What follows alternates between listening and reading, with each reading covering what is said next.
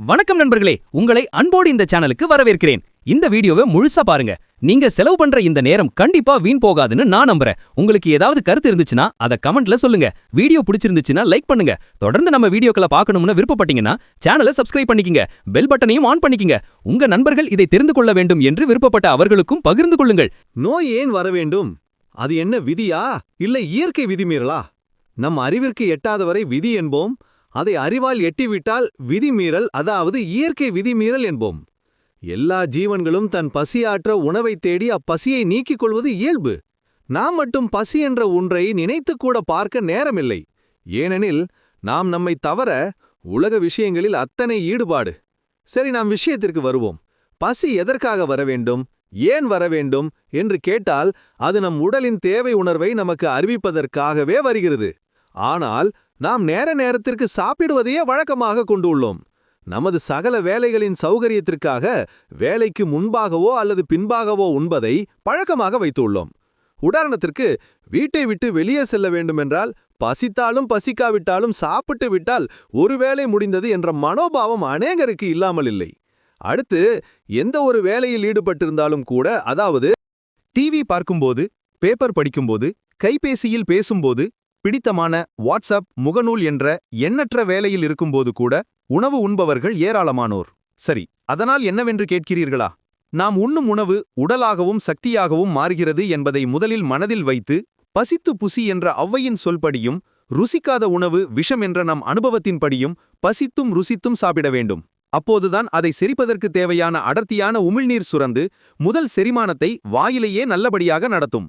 இல்லையெனில் முதல் கோணல் முற்றிலும் கோணல் என்பது போல ஆகிவிடும். பசியுடன் சாப்பிட்டால்தான் ருசியை நாம் நன்கு உணர முடியும். சரி, ஒரு சமயம் ருசி தெரியவில்லை என்றால் அவ்வுணவை செரிக்க உடலில் தேவையான ஜீரண நீர் இல்லை என்பதை உணர வேண்டும். உதாரணத்திற்கு, நமக்கு மிக மிக பிடித்தமான ஓர் இனிப்பு உண்ண வேண்டும் என்ற ஆர்வத்தில் சாப்பிட ஆரம்பிக்கும்போது முதல் கவளம் சாப்பிடும்போது மிக சுவையாக இருப்பதையும், இதே இனிப்பை 4வது கவளத்தில் கணிசமான அளவு சுவை குறைந்திருப்பதையும், இன்னும் 2-3 கவளங்களில் வேண்டாம் என்ற எண்ணம் உண்டாவதை உணர்ந்திருப்பீர்கள். பசித்து புசி, உணவின் ருசியை நன்கு சுவைத்து உண்ண வேண்டும். உணவு உண்ணும்போது படிப்பதையோ, டிவி பார்ப்பதையோ, பேசுவதையோ தவிர்க்க வேண்டும். உணவு உண்ணும்போது அதிகப்படியான நீர் அருந்துவதை தவிர்க்க வேண்டும். இது எதை காட்டுகிறது என்றால், அந்த செரிவான இனிப்பு பதார்த்தத்தில் உள்ள சக்தியை செரிப்பதற்கான ஜீரண நீர் அந்த அளவே உள்ளது என்பதை நம் சுவை உணர்வு நமக்கு காட்டிவிடுகிறது. இதேபோலத்தான் நாம் உண்ணும் உணவை நன்றாக சுவையின் உணர்வை அறியும் வகையில் பொறுமையாகவும் உணர்வோடும் உண்ணுதல் வேண்டும். அப்போது தான் உணவின் அளவை முடிவு செய்ய முடியும். இதை விடுத்து டிவி பார்த்து கொண்டோ மற்ற வேலைகளில் ஈடுபட்டு கொண்டோ உணவு உண்டால் சுவையை முழுமையாக உணராமல் அளவு முறை அறியாது அதிகமாக உணவு உண்ண வாய்ப்பிருக்கிறது. இதை நன்கு உணர்ந்த நம் முன்னோர்கள் அரைவயிறு உணவும் கால்வயிறு தண்ணீரும் கால்வயிற்றில் காற்றும் நாம் நம் மனதில் வைக்க வேண்டும் என்கிறார்கள். ஆம், நம் உணவு உண்டு முடிக்கும் தருவாயில் பெரும்பாலானவர்கள் தண்ணீரை வயிறு முட்ட குடிப்பதை ஒரு பழக்கமாக கொண்டுள்ளனர். ஆனால் உணவு என்பது பசிக்காக, நீர் என்பது தாகத்திற்காக என்பதை உணரதாகவும், பசியும் தனித்தனியானது. தாகம் வரும்போது பசி வராது, பசி வரும்போது தாகம் வராது. நாம் நாட்கள் பசியை உணராமல் வேண்டுமென்றே பல நேரம் தவறாமல் சாப்பிட்டதால் பசியையும் தாகத்தையும் பிரித்து உணர தவறிவிட்டோம். ஒரு சரியான பசியை உணர்வதற்காக எடுத்த எடுப்பிலேயே உணவை உட்கொள்ளாமல் முதலில் சிறிதளவு நீரை வாய் வைத்து மெதுவாக சுவைத்து முடித்த பின் 10 முதல் 15 வரை நிமிடங்களில் அது பசியா தாகமா என்று உணர்த்தும். இதையே நம் உயிர் சக்தி வழிநடத்தும் என்பதை டாக்டர் பஸ்லூர் ரஹ்மான் கூறுகிறார். இது நாம் குழந்தைகளிடம் கற்றுக்கொள்ளக்கூடிய பாடம் என்கிறார். பிறந்த குழந்தைகளுக்கு கூட அழும்போது முதலில் பால் கொடுக்காமல் தண்ணீரை தான் தர வேண்டும். அது தாகமாக இருப்பின் தண்ணீரை குடித்த பின் அமைதியாக இருக்கும். பசியாக இருப்பின் துப்பிவிட்டு மீண்டும் அழும். பசியை உணர்ந்து அளவு அறிந்து உண்ட பின் அதன் சுவைக்கேற்ப வயிற்றில் ஜீரண நீர் அதன் தன்மைக்கு தேவையான அளவு சுரக்கும். இங்கு நாம் கவனிக்க வேண்டியது, நிதானமாக உணர்வாக அமைதியாக உண்டால் மட்டுமே அது சாத்தியம். அடுத்து, நமக்கு எப்போது தண்ணீர் அருந்த வேண்டும் என்று பார்ப்போம்.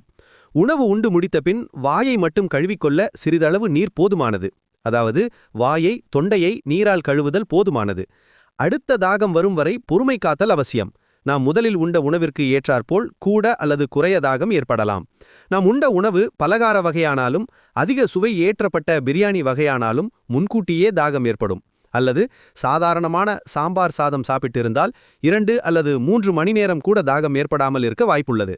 இது எதை உணர்த்துகிறது என்றால், தோசை, இட்லி, பலகாரங்கள் அதிக செயற்கை சுவை ஊட்டப்பட்ட உணவுகள். அதனால் உடனே தாகம் ஏற்படும். அவ்வுணவில் சக்தியை விட கழிவுகள் அதிகம். ஆகவே அதை கழுவி வெளியேற்ற வேண்டும். அதற்கு தண்ணீர் தேவைப்படுகிறது. அதனால் உடனே தாகம் ஏற்படுகிறது. இது எதை போன்றதென்றால், சர்க்கரை நோய் என்ற பெயரில் பல நாட்கள் மருந்துண்டு கழிவுகளை அடக்கி வைத்ததினால் அந்த நபருக்கு அடிக்கடி தாகமும் சிறுநீர் பிரிவதும் இயல்பு.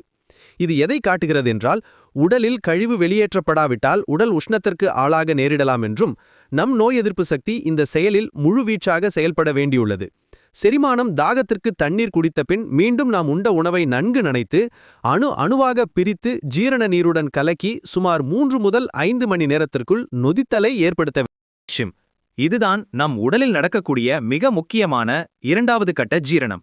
இந்த நொதித்தல் ஏற்படும்போது நம் வயிற்றில் மிச்சமுள்ள கால்பங்கோ அல்லது வயிறு எந்த அளவு விரிய முடியுமோ அந்த அளவு வயிற்றை நொதியால் நிறைக்கும். அத்துடன் அந்த நொதியில் உள்ளிருந்து ஆவியாக வாயுவாக மையத்திலிருந்து வெளிநோக்கி பரவும் இந்த வாயுக்கள்தான் குடல் உறிஞ்சிகளால் உறிஞ்சப்பட்டு இரத்தத்தில் கலக்கும். இதில் என்னென்ன வாயுக்கள் இருக்கலாம் என்றால், நம் உடலுக்கு தேவையான அனைத்தும் இருக்கும். இது எதை பொறுத்தது என்றால், அந்த நொதித்தலின் முழுமையை பொறுத்தது. அதாவது நொதித்துக் கொண்டிருக்கும் பொழுது இடையிடையே நொறுக்குதீனி போல் பலதையும் வயிற்றுக்குள் தள்ளினால் நொதி அடங்கிவிடும், செரிப்பு சீர்கெட்டுவிடும், விளைவு வாயுக்கள் உண்டாவது தடைபடும், சக்தி பரிமாற்றம் சிரமத்திற்கு ஆட்பட்டு நோயின் ஆரம்பம் அங்குதான் தொடங்கும். சரி, நொதித்தலின் போது நமக்கு பசி வருமா? நிச்சயம் வராது. நொதி முடிந்து வாயுக்களை குடல் உறிஞ்சிகள் ஈர்த்த பின் சிறிது சிறிதாக இரைப்பையிலிருந்து சிறு குடலுக்குள் சேரும். அங்கேயும் இதே நொதி வாயுக்கள் அடுத்த கட்ட ஜீரணத்தில் ஈடுபடும்.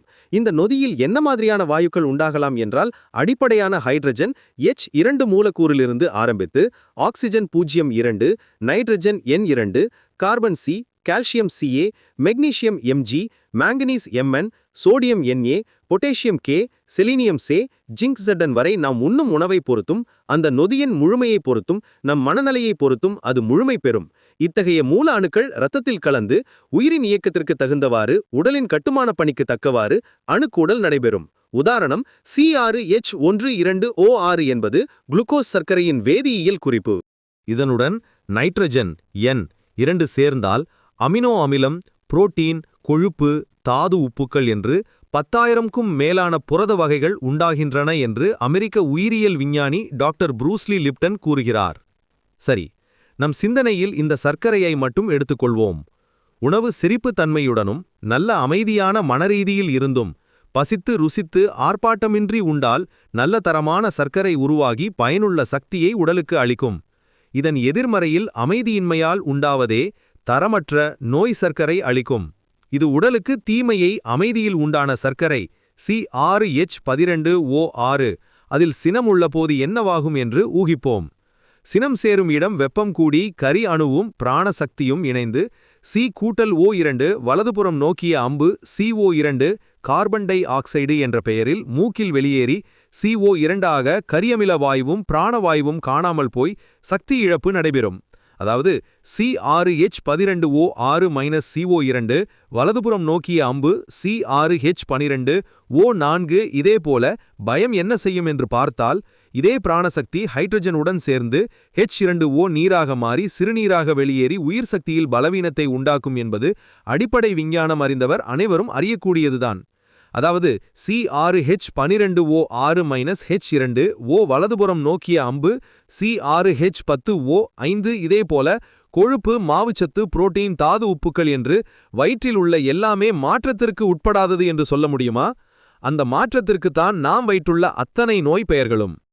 அடுத்த பசி வரும் வரை அமைதி காத்தல் மிக நன்று. அந்த பசி உணர்வை உணர்ந்தால் மட்டுமே ஒவ்வொரு முறையும் மேலே சொன்ன நொதித்தலும் உயிர்வேதி சேர்மமும் தேவையின் அடிப்படையில் நுட்ப சேர்மங்களாக மாறும் என்பதுடன் நம் முடி முதற்கொண்டு இரத்த, மாமிச குழுப்பு, எலும்பு, மஜ்ஜை, விந்து என்பதுடன் பார்வைத்திறன் கண்ணையும், சுரைத்திறன் நாக்கையும், கேள்திறன் காதையும், நுகர்திறன் மூக்கையும், தொடுதிறன் தோலையும், உள்ளவயங்களான முக்கிய உள் உறுப்புகளான இருதயம், நுரையீரல், மண்ணீரல், கல்லீரல், சிறுநீரகம், வயிறு, சிறுகுடல், பெருங்குடல், பித்தப்பை ஜீரணத்திற்கு உதவும் அத்தனை சுரப்பிகளும், அத்துடன் நமக்குள் நடக்கும் எல்லா வளர்ச்சிதை மாற்றத்திற்கும் நாம் உண்ட உணவுடன் சுவாசித்த பிராணனும் பிரபஞ்ச காந்தமும் ஒரு சேர கூட்டுச் சேர்க்கையாக மாற மனம் உணர்ச்சியின் வசம் சிக்காமல் உணர்வாய் இருத்தல் வேண்டும் என்பதை அறிந்து உணர்தல் வேண்டும்.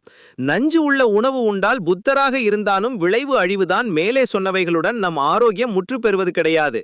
ஏனெனில் நாம் பயன்படுத்தும் பொருட்களும் சரியான பங்கை நம் உடல் நலத்தின் மேல் ஆளுமை செய்கிறது. அதாவது புத்தர் போல் மனதை உணர்ந்தவர் அரிது.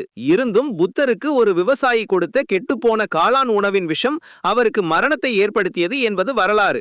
ஆக நஞ்சு உள்ள உணவு உண்டால் புத்தராக இருந்தாலும் விளைவு அழிவுதான் என்பதை அனைவரும் அறிவர். விஷம் வீழ்த்தாது போது உண்ட உணவும் விஷமாக மாறி நம்மை மெதுவாக நோயில் வீழ்த்தும் என்பதை நாம் இங்கு மனதில் கொள்ள வேண்டும். சரி, பசித்து புசித்தாலும் அவற்றை நம் உடல் கிரகிக்க முடியக்கூடியதா என்பதையும் பார்க்க வேண்டும். இன்று உணவின் முடிவு செய்ய தரத்தை உண்பவர்கள் இயலவில்லை. வியாபாரிகள்தான் முடிவு செய்கிறார்கள். ஆம், அவர்களுக்கு லாபம் குறையக்கூடாது என்பதற்காக உணவுப் பொருட்களை பக்குவப்படுத்துகிறோம் என்ற பெயரில் பதனப்படுத்துதல் மற்றும் விஷமான வேதியியல் பொருட்களை பயன்படுத்துவது ஒரு புறம். பதனப்படுத்திய பொருள் விரைவில் முழுமையாக செரிக்காமல், அதாவது நம் வயிற்றிலும் அது பதனத்துடனேயே இருந்து வெளியேறிவிட அதிக வாய்ப்பு இருப்பதால் உணவினால் உயிர் சக்தி கிரகிப்பு நடைபெறுவதில் தடை ஏற்படுகிறது. அனுபவ வாயிலாக உயிருள்ள உணவுப் பொருளை அடையாளம் காண்பது மிக எளிது. முதலில் அவை காற்று புகாதவாறு அடைக்கப்பட்டிருக்கக்கூடாது. நல்ல உணவு காற்று புகாதவாறு அடைக்கப்பட்டால் அவை விரைவில் கெட்டுவிடுவதை அனுபவபூர்வமாக உணரலாம். அதாவது இருப்பதிலேயே எளிதில் சக்தியாக மாறக்கூடியது மிக மிக நல்ல உணவு உயிர்த்திணி உள்ள பழங்கள்தான். அதை காற்று புகாதவாறு அடைத்து வைத்தால் அது விரைவில் அழுகிவிடும். அதையே காற்றோட்டமாக வைத்தால் சிறிது சிறிதாக நீர் சக்தி குறைந்து சுவை மட்டுமே கூடும். இதேபோல் அரிசி பருப்பு வகைகளை காற்று புகாமல் அடைத்து வைத்தால் இயற்கையாக விளைந்த நாட்டு ரகங்கள் 2 அல்லது 3 மாதங்களுக்குள் எல்லாம் பூச்சியாக புழுக்களாக மாறிவிட தன்மையுடையது. அதையே காற்றோட்டமாக வைத்தால் அதில் உள்ள நீர்சத்து சிறிது குறையுமே தவிர பூச்சியாகவோ புழுக்களாகவோ மாறாது. அதனால்தான் நம் முன்னோர்கள் காற்றோட்டமான சாக்கு பைகளிலும் காற்றோட்டமான மண்குதிர்களிலும் காற்றோட்டமான நிலத்தடி குகைகளிலும் மண்பாண்டங்களிலும் வைத்திருந்தபோது அதன் தன்மையை அவை தக்க வைத்துக் கொண்டன. இன்று நாம் வாங்கும் அரிசி 5 வருடம் காற்றே புகாத பிளாஸ்டிக் பைகளில் அடைக்கப்பட்டிருந்தும் அதில் ஒரு பூச்சி புழுக்கள் கூட வளர்வதில்லை. ஏனெனில் அதில் பூச்சிக்கொல்லி விஷம் பதனுப்ப பொருளுடன் சேர்க்கப்பட்டிருப்பதுதான் நம் ஆரோக்கியத்திற்கு ஆபத்து. இதேபோல் சமையலுக்கு பயன்படுத்தும் அத்தனை பொருட்களுக்கும் பொருந்தும். அதாவது அரிசி, பருப்பு, கடுகு, மல்லி, சீரகம், மஞ்சள், மிளகு, பெருங்காயம், உலர்பழங்கள், மிளகாய், எண்ணெய் என்று அனைத்திலும் நாம் கவனம் செலுத்த வேண்டியது அவசியம். அடுத்து இதில் கலப்படம் என்பது இன்று தவிர்க்க முடியாததாக மாறிவிட்டது. மஞ்சள் தூளில் மஞ்சள் மட்டும் இருக்கிறது என்று நாம் நினைத்துக் கொண்டிருக்கிறோம். ஆனால் இன்று மரத்துகள்களும் மஞ்சள் சாயமும் வாசனை ரசாயனங்களும் இருக்கிறது என்கிறார்கள் உணவு தரக்கட்டுப்பாட்டு நிபுணர்கள். இதேபோல் மிளகில் பப்பாளி விதையும் கடுகில் கடுகு போன்ற வேறு தாவரத்தின் விதையும் அரிசியில் பட்டை தீட்டி அரிசியை தரமற்றதாக மாற்றியும் நாம் பொட்டலங்களில் வாங்கும் மாவுகளிலும் வேதிப்பொருள் ஆலோக்சான் பென்சோயிக் ஆசிட் போன்ற நோய் உண்டாக்கிகளும் உள்ளதை அறிய வேண்டும். உங்க ஃப்ரெண்ட்ஸ் கிட்ட ஷேர் பண்ணுங்க. நாலேஜ் ஷேர் பண்ணும்போது தான் அது மல்டிப்ளை ஆகும். உங்க சர்க்கிள்ல இருக்கிற எல்லாருக்கும் இந்த கண்டென்ட் யூஸ்ஃபுல்லா இருக்கும். நாங்க இன்னும் நிறைய எக்ஸைட்டிங் கண்டென்ட்டோட வர போறோம். உங்க சப்போர்ட் இருந்தா நாங்க இன்னும் பெட்டர் வீடியோஸ் கொண்டு வர முடியும். டுகெதரா நாம ஒரு அமேசிங் கம்யூனிட்டி பில்ட் பண்ணலாம். அடுத்த வீடியோவில் மீண்டும் சந்திக்கலாம். அது வரைக்கும் சேஃபா இருங்க, ஹாப்பியா இருங்க. யூனிக் சொல்யூஷன் ஃபேமிலியிலே நீங்களும் ஒரு பார்ட். நன்றி நண்பர்களே.